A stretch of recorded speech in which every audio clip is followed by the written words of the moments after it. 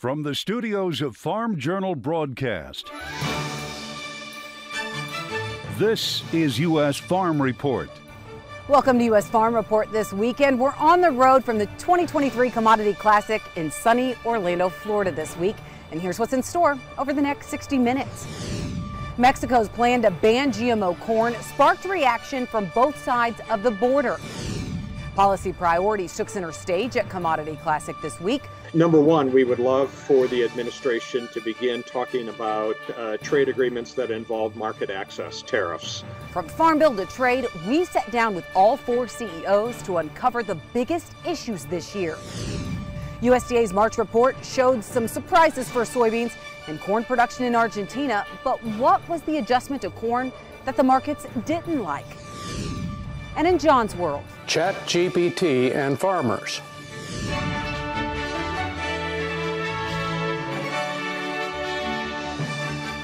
Now for the news. Grain farmers have new numbers to digest, with USDA releasing its latest supply and demand report. We begin with the current stocks, with USDA cutting exports for corn by 75 million bushels, raising ending stocks by the same amount to 1.34 billion, which was a little higher than the trade expected. And for soybeans, a different story, with higher exports and lower crush cutting into the ending stocks. That, if realized, would put them at the lowest level in 7 years at 210 million. And that was lower than the trade called for. And wheat, those numbers are unchanged. But the bigger story in this month's report may be the South American crop production numbers, with USDA making big cuts to corn and soybeans in Argentina, with parts of the country in drought. USDA did make some changes to Brazil's crop, but it also cut another 7 million metric tons from Argentina's corn crop, an area that has been hammered by dry weather, and it cut 8 million metric tons from its bean crop. Well, policy is a key focus of this year's Commodity Classic and the future Farm Bill. And now we're getting a new look at what the roadmap on Capitol Hill may be for the House Ag Committee. Farm Journal Washington analyst Jim Wiesmeyer getting a look at the 2024 budget letter. And key for farmers, it has an emphasis on production agriculture. The focus of the 2023 Farm Bill saying with the spike in the cost of goods, especially inputs, a strong Farm Bill safety net is what's needed. The budget letter speaking to the importance of funding for that safety net, but says due to the ineffectiveness of the existing Farm Bill safety net programs, Congress has returned to the cycle of providing unbudgeted ad hoc assistance, both for weather and market-related disasters. Well, the government is proposing a new rule when it comes to the meat labeled as product of the USA. USDA says under the new requirements, the labels would be allowed on meat, poultry, or eggs only if they come from animals born, raised, slaughtered, and processed in the United States. The current policy allows for the voluntary use of the label on products from animals that are raised elsewhere and then shipped here for processing. It's reported imported beef accounts for about 12% of the total consumed in the U.S. The new proposed rule would also be voluntary. Reaction to the proposal really so far has been mixed, with support coming from consumer advocates in the U.S. Cattlemen's Association, which had petitioned USDA's Food Safety and Inspection Service in 2019 over the rule. But the National Cattlemen's Beef Association says, quote, simply adding born, raised, and harvested requirements to an already broken label will fail to deliver additional value to cattle producers, and it will undercut true voluntary market-driven labels that benefit cattle producers. And USDA continues to be focused on its competition in agriculture. It says several federal agencies are working together on seed competition in the seed industry, saying in a release more than 3/4 of corn and soybean seeds are sold by only 4 companies. It's now joining the Patent and Trademark Office, the Department of Justice, and the Federal Trade Commission to start a working group on intellectual property and competition in the seed and ag input sector. USDA says it's also creating a farmer seed liaison to deliver on recommendations from a recent report. A new farmer survey shows farmer sentiments have dipped. The new Purdue University CME Group Ag Economy Barometer coming in with a reading of 125 in February. That's down 5 points from the previous month. We continue to ask producers about their biggest concerns for their farming operation in the upcoming year, and higher input cost remains the #1 concern among producers, chosen by 38% of the respondents in this month's survey. However, more producers are telling us that they're worried about lower output prices and higher interest rates, while fewer producers are worried about input availability. Producers' expectation for their farm's financial performance this year compared to last also weakened. All right, that's it for the news. Well, are we starting to see hints of El Nino? We'll have a check of weather when we come back. U.S. Farm Report on the road at the 2023 Commodity Classic is brought to you by GHX. The next way to buy seed is here. Discover the difference at ghxseed.com. By Double Team Sorghum Cropping Solutions, bringing farmers cleaner fields and bigger yields. And by your Soy Checkoff. Soybean farmers across the U.S. are making big gains through investments funded by the Soy Checkoff. Find out more by visiting unitedsoybean.org. Well, NOAA has officially declared an end to 3 years of the La Nina weather pattern, with one climate scientist now saying the globe is in what's being considered a neutral condition and probably trending to an El Nino in late summer or fall. Meteorologist Chuck Keever joining us now. El Nino usually means more moisture, Chuck, and we're certainly seeing that in the far west. Yeah, we're going into a neutral pattern, but I just want to show you what La Nina dealt with. And that basically is when the trade winds had pushed the warmer surface water off to the west, the colder water upwells. And when the colder water does that and the surface warmer water is off to the west, it shifts the pattern up to the north. Well, with the neutral pattern, we should see more average situations where we will actually get precipitation along the entire coast. We're still looking at the drought monitor in the center part of the country all the way down the spine of the United States. Is very dry, but in general, most of the country, especially on the east side, is doing pretty well in terms of drought. And of course, California is just moist right now with all that precipitation coming in, and then of course you're going to have that snow melt. So they are going to see an interesting situation out there when all of that snow melts, because there's going to be a lot of runoff from that. The jet stream on Sunday shows a total zonal pattern in place, but you'd see these cold lobes of air that will come down from Canada throughout the week, and you're going to see this big dip out to the west with this trough, and that's going to bring a lot colder air up to the northwest part of the country. That works its way across the country Friday and into Saturday, so that cold air eventually is going to work its way to the east coast. Below normal in terms of temperatures up to the north and west, and above normal down in Florida. Here's precipitation above normal for most of the country, a little bit drier below normal in the northeast. Here's precipitation forecast for the next 10 days. And of course, here's the area of concern out to the west coast. We're going to see a lot more precipitation there. And then off to the east as well, with a couple frontal boundaries, we'll see some thunderstorms. Here's the snowfall estimates as well for this week. You can see along the frontal boundaries that'll slide through here, those troughs, we're actually going to see some snow pile up there as well. So winter is not over yet, folks. So Monday, again, there's that precipitation coming through the Great Lakes, and that's going to lay down some rain and snowfall. On Wednesday, we're going to see, more precipitation in the center part and then down into the southeast.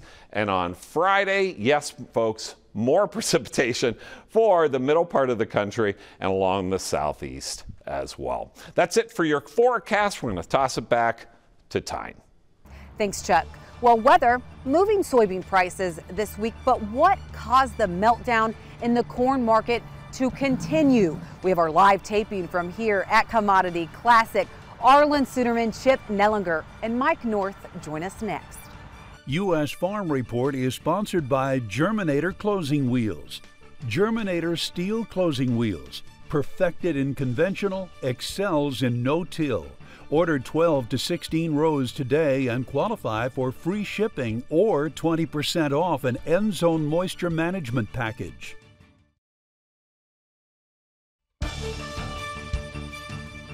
Well, welcome back to U.S. Farm Report, our live taping here at Commodity Classic. Such a great crowd. Thank you all for joining us. Our panelists this weekend, Arlen Suderman, Chip Nellinger, as well as Mike North. Arlen, big USDA report this week. I mean, we're waiting on this acreage report, but when you look at what happened, with soybean prices, we saw a cut to South America's crop, but I thought the market was getting exhausted by Argentina. So what was fueling soybeans this week?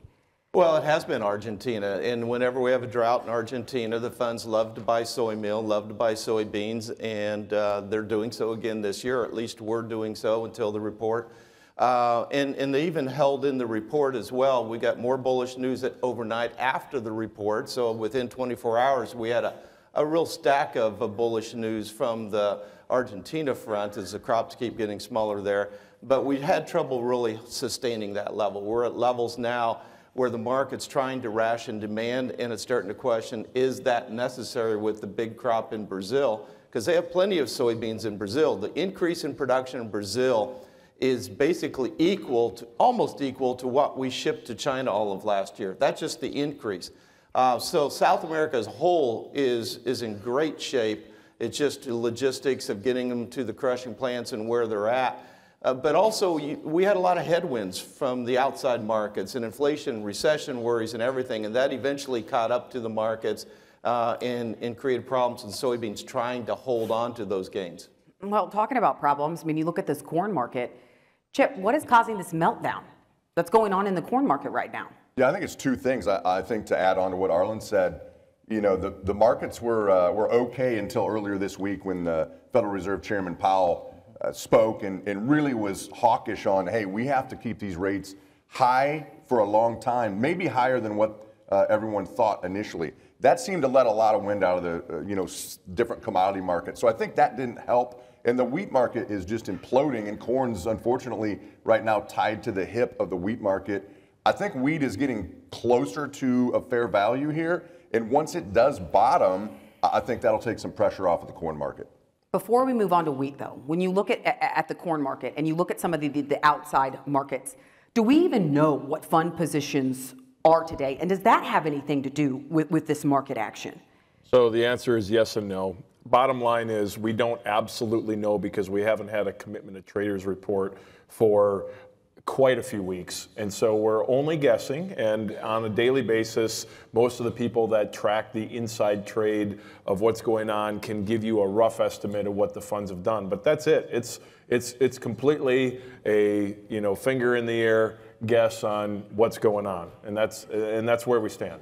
Is the market at all concerned about corn demand and how far we are off from the levels? There's no question we are concerned about corn demand, and that got underscored in that USDA report when they cut exports again, which they took a pass on in February. They needed to. A 75 million bushel cut was in line with what we would expect given the path that we're on with exports.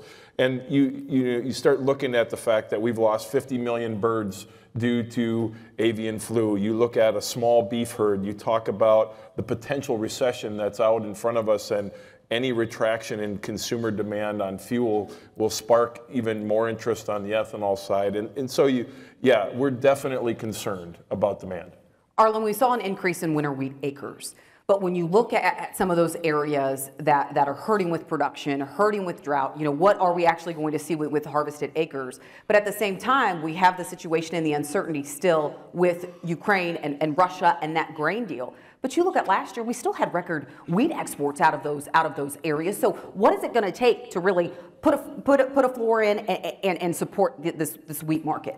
Well, first of all, the wheat market's a totally different animal than a lot of the others. If you look at soybeans, for example, virtually every bushel produced in the world is traded on the derivatives market at some point before it's consumed. Wheat, only a fraction of the bushels are traded on the derivatives market. Most of the world's wheat is traded on the cash market. So we get a lot of disconnect a lot of times between the supply and demand fundamentals and what the market's doing. We've totally removed the war premium. And the risks today are greater than what they were a year ago. We've got drought here. We've got climatologists talking about heat and drought problems perhaps in the Black Sea region as we get into the grain fill period. Australia is moving into a dry period now with moving to El Nino. There's a lot of reasons to rally the market if and when it starts to focus on it. I anticipate that'll come at some point here in the next 2 to 3 months. All right, well, we need to talk about acreage, but we do need to take a break. So, Chip, we're going to ask about that when we come back. All right, let's take a quick break, and then we'll be back right here on U.S. Farm Report. U.S. Farm Report is brought to you by Brandt, technology-driven nutrition that feeds your crop. Well, the trade show at Commodity Classic featured some of the latest and future equipment technology, including artificial intelligence. But what's the use for AI, even beyond tractors, sprayers, and other key pieces on machines on your farm? That's John's World this weekend. Farmers are starting to ask what artificial intelligence chatbots like ChatGPT can do for them. As a language model, ChatGPT can provide valuable assistance to farmers in various ways. Here are some examples. Providing weather forecasts. Farmers need to know the weather forecast to plan their planting and harvesting activities. ChatGPT can provide accurate predictions based on data from meteorological agencies. Farmers can interact with ChatGPT through messaging platforms or voice assistants to receive weather forecasts for their specific location. Identifying pests and diseases. ChatGPT can help farmers identify pests and diseases affecting their crops.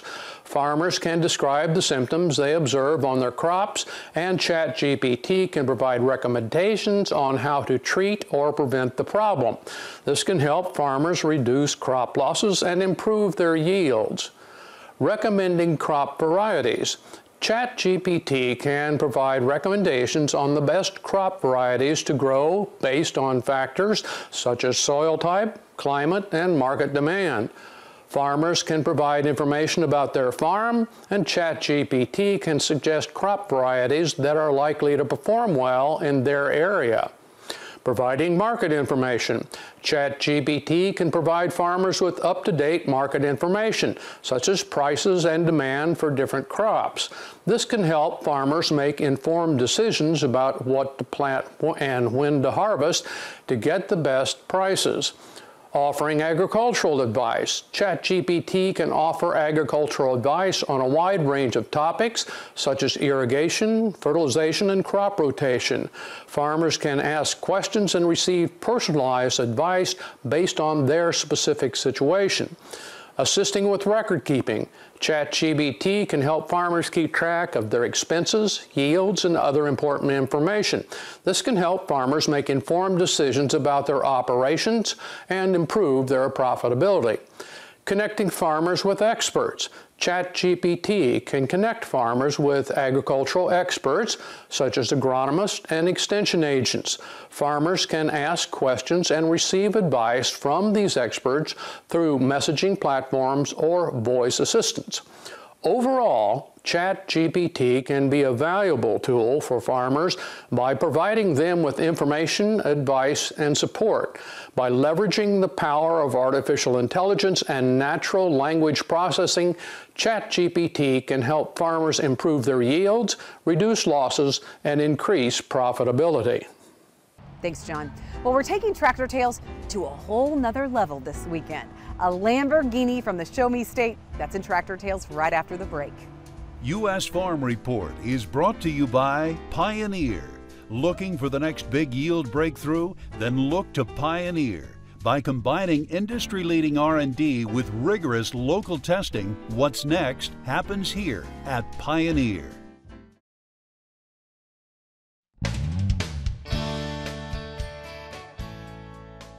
Hey, welcome back to Tractor Tales, folks. Join me as we visit Missouri this week to learn about a Lamborghini 904. We bought 3 of these that we farmed with. They're very economical. They're an air-cooled engine, and they was made by Ferdinand Ferrari. I was looking for a farm tractor, and the John Deere was going to cost about twice what these Lamborghinis cost, so we bought a Lamborghini tractor. They have the front wheel assist, and they were ahead of their time, really. So that's why we bought a Lamborghini tractor. And then we got one, and then we bought another one, and another one, and we farmed with them. And they're very economical on fuel. These are work tractors, and now we've got them in our museum buildings, all but 3 of them, and one of them we're restoring right now. And we used them to work, and we pulled a silage chopper with them. We pulled a blower, and we pulled a disc and plowed with them. We did everything with them. They were probably our favorite tractor to farm with. We have large tractor clubs come from all over the country, and they have never seen one. And they all are very interested in them. And they want to hear them run and see us drive them and everything, but they haven't ever seen one. and they know about the Lamborghini cars, but they don't know about the tractors. Now that was a cool tractor. All right, when we come back, we sat down with all 4 commodity CEOs to see not only what are the priorities of the Farm Bill, but also what are the key topics and issues that farmers are talking about this weekend. We will do that right after the break. U.S. Farm Report is produced and distributed by Farm Journal Broadcast.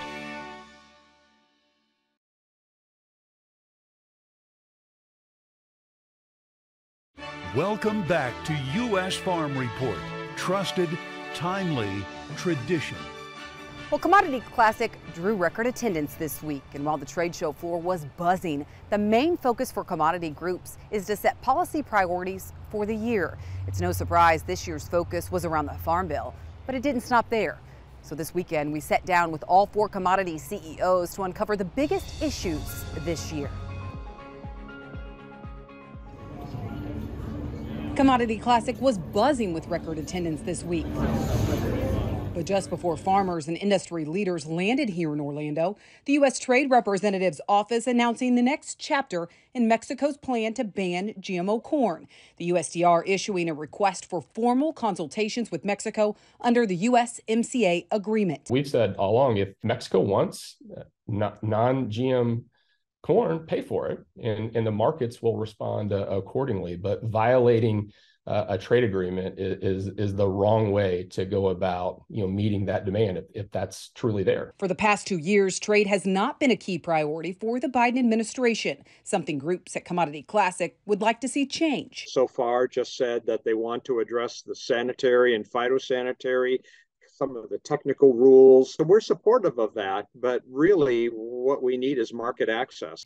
A year ago at Commodity Classic, the main issue was Russia's recent invasion on Ukraine and fears of possible wheat shortages. We do still have the ability to feed the world. We have plenty of wheat in the world. It's really what it comes down to is how do we get the wheat to the countries that can afford it at their cost? NOG CEO Chandler Gould says some countries buy wheat for calories, while others can pay for quality. And high wheat prices around the globe last year did spur shuffling of overall demand. That said, we have the Emerson Trust Fund, we have the World Food Program, we've got many other humanitarian USAID programs that help us get our wheat into those markets so that we can help backstop that supply.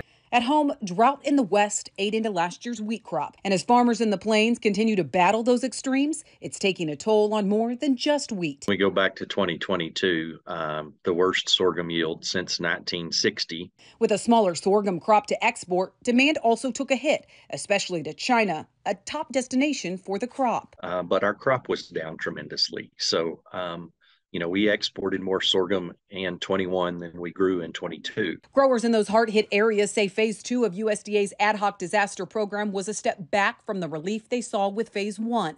That's why disaster aid within a farm bill is a priority for sorghum this year. Whether that is a disaster assistance, whether that's an increase in reference price, there's 3 or 4 different ways that you could provide that safety net. Wheat growers are also discussing the disaster aid piece of a farm bill this week. That's something we're going to have to debate at Commodity Classic.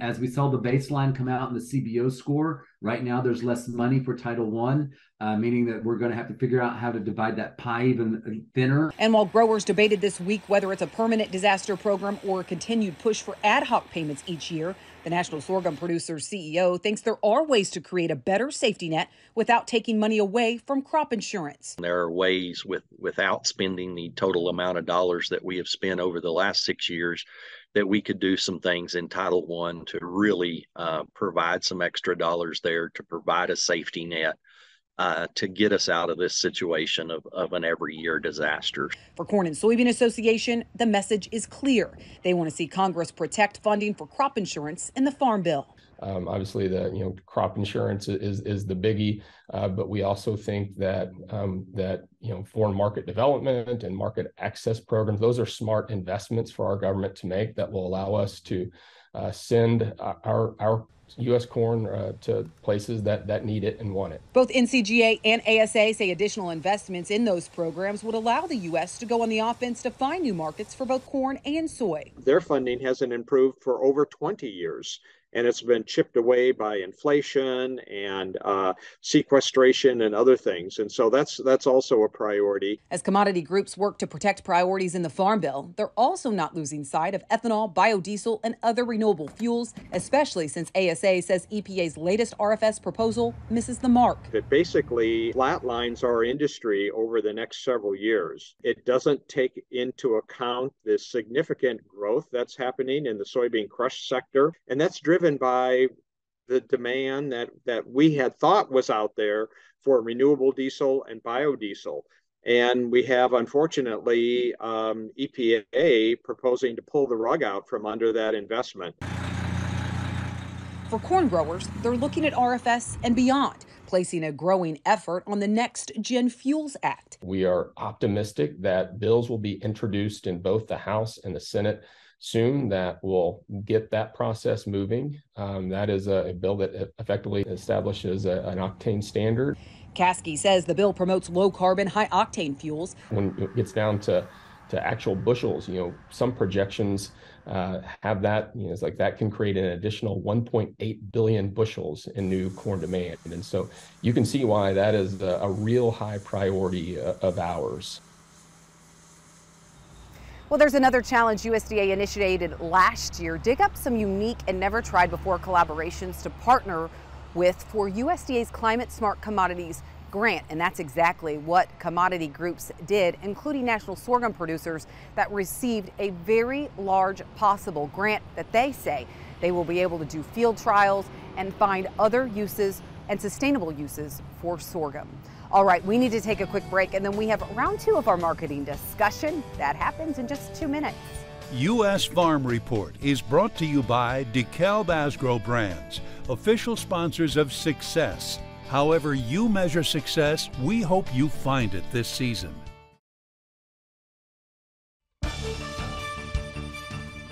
Welcome back to U.S. Farm Report here from Commodity Classic. We talked about wheat. That's what we ended with in our last segment. Okay, so let's talk about acreage. Just a couple weeks away from this acreage report. Now seeing what the price movement that we've had. What do you think the trade is expecting when it comes to acres this year? Well, I think they're expecting big corn acreage, and I think that's one of the things that's weighing on the corn market, as well as the pressure that we've seen in the wheat market. Yeah, it seems to me the market's getting more comfortable with 92 to 94 million acres of corn.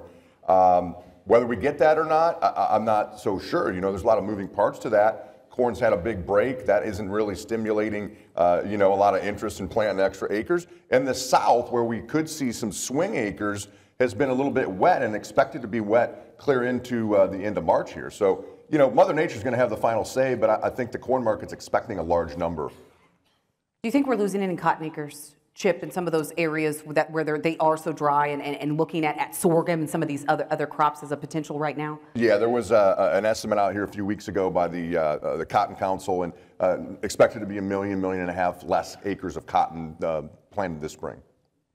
All right, so when you think about that, and you think about what the trade is expecting at this point, what type of fireworks could we possibly see after this prospective plantings report comes out at the end of the month, Mike? Well, in the last several years, it hasn't been uncommon to see the market begin a nice rally on the backside of a plantings report. But as we've talked about, the acres seem to be kind of in the works. If you go back to last fall, they called 92. This Ag Outlook Forum pegged it at about 91. And so when you look at where the mindset is, we expect to see that come into play.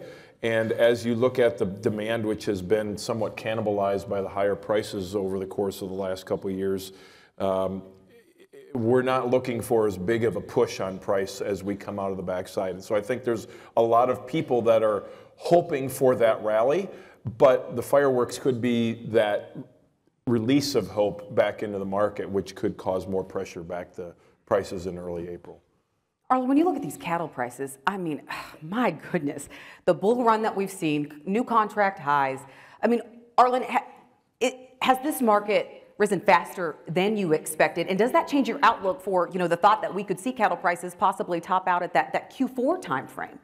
Yeah, we saw the supply start to tighten a little bit quicker than what we expected here in the first quarter coming out of the Christmas break. The numbers of cattle, weather was a part of that as well, with some of the winter storms taking some weight off of cattle.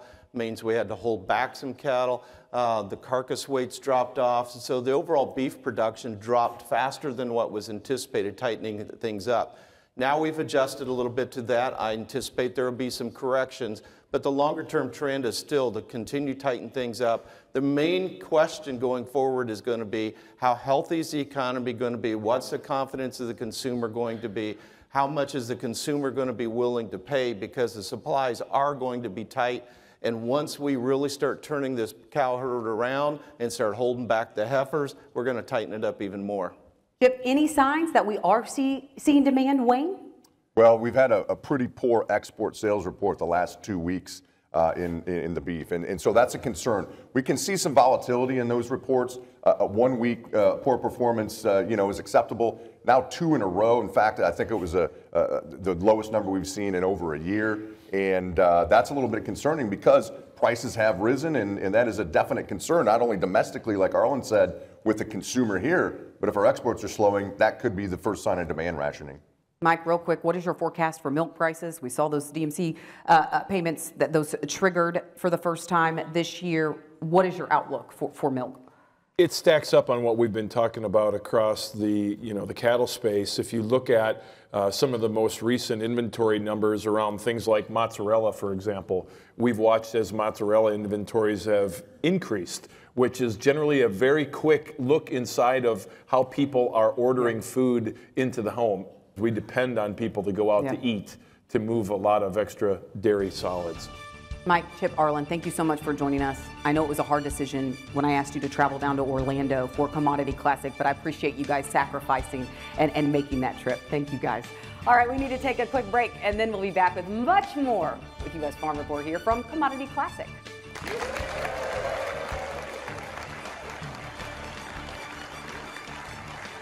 Get in the game and be part of the 2023 Bracket Busters Challenge presented by Case IH. It's farmer versus farmer for a chance to win the $1,000 top prize. Go to agweb.com to fill out your bracket once teams are selected on Sunday, March 12th.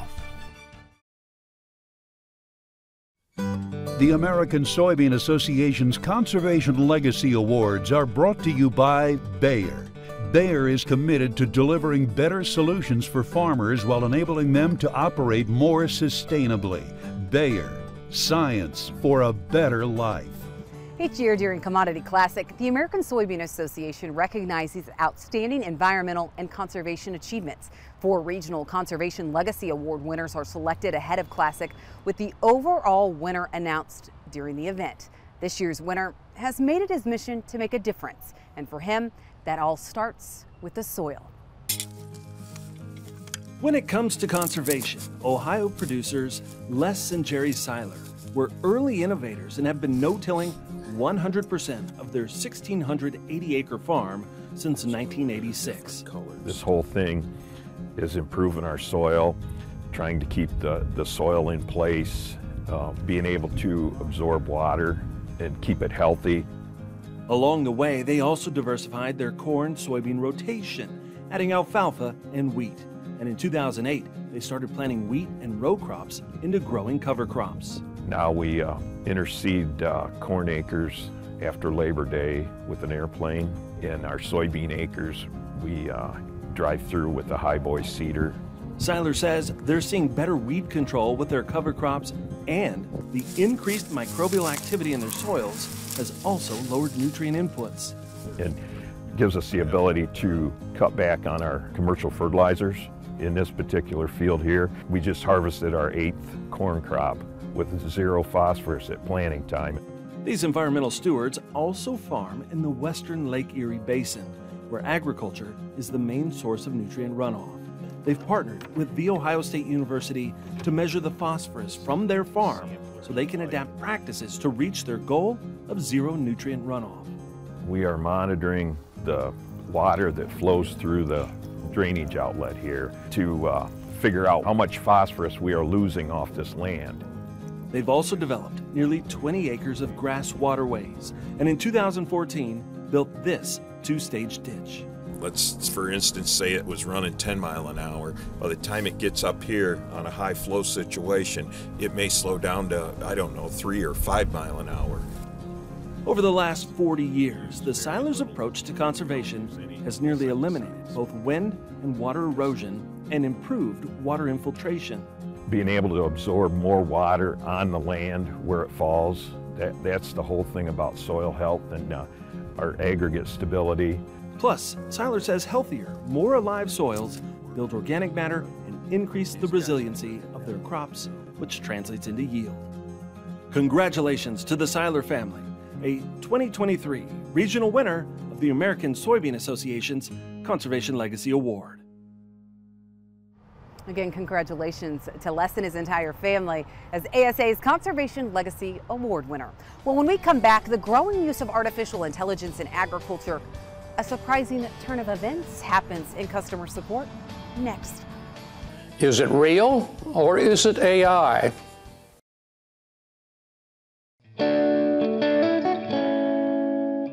Welcome back. Well, John talked about the impacts of AI on the farm in John's world, but in customer support, there's a new twist. JP from Central Illinois is curious about how AI might impact farmers. The explosions of advances in AI are all the rage. What are some possible outcomes for farmers by increased use of these tools? That's a great question, JP, and so I'm going to send myself a mug. Yeah, that's my question. This morning in John's World, I talked about artificial intelligence, only it wasn't really me. Other than the first sentence, the entire script was written by the most popular AI chatbot, ChatGPT, after I asked it to explain that topic. I just read it. It seemed plausible to me and indistinguishable from routine human writing, maybe better than my own. One big issue showing up with AI chatbots and search engines, though, is called alignment. If you don't detail the desired results correctly, chatbots will just say and do whatever it takes to achieve the specified goal. Logic and truth can be the first casualties. Bluntly put, AI makes up stuff. For what it's worth, here are the pluses and minuses I see for farmers as AI tools proliferate and improve rapidly. First, on the positive side, search engines will be more intuitive and easier. Think autocorrect on steroids. Management of complex systems like supply chains will improve as AI is better able to forecast what needs to be where, when. Other forecasts will too. Farm machinery will require less operator training and attention. Current AI research in other industries, like construction, will hasten the arrival of truly autonomous combines, tractors, and more. Medical diagnoses will be faster and more accurate as AIs take over reading scans and evaluating tests and symptoms. Now, a few troubling developments. I mentioned the truth problem. Colleges are already flummoxed by chatbot-generated papers and rampant cheating. Recruiters, salespeople, lawyers, executives, and many other seemingly safe occupations won't be. There will be less human interaction in commerce, which could be a leveling influence. AI doesn't care if you're charming or not. We will encounter more black boxes. Those are tools that are so complex we can only use them without understanding them. Although Wall Street firms investing massively in AI are only hinting about it, markets of all kinds will be influenced, perhaps dominated by AI trading. That includes commodities, I think. This may be a plus or a minus for ag. This list will only grow and change. AI is here and is being used more than you think, because being indetectable is the goal. Okay, are you amazed, as I am right now, at John's World, and that entire thing was written by using a popular AI chatbot? It's scary and impressive. Honestly, I don't know what to think. All right, grass made from soybeans. I'm telling you, what we saw at Commodity Classic this week is going to blow your mind. Just wait, that story's next. Closed captioning on U.S. Farm Report is brought to you by BASF. BASF, helping you to do the biggest job on earth.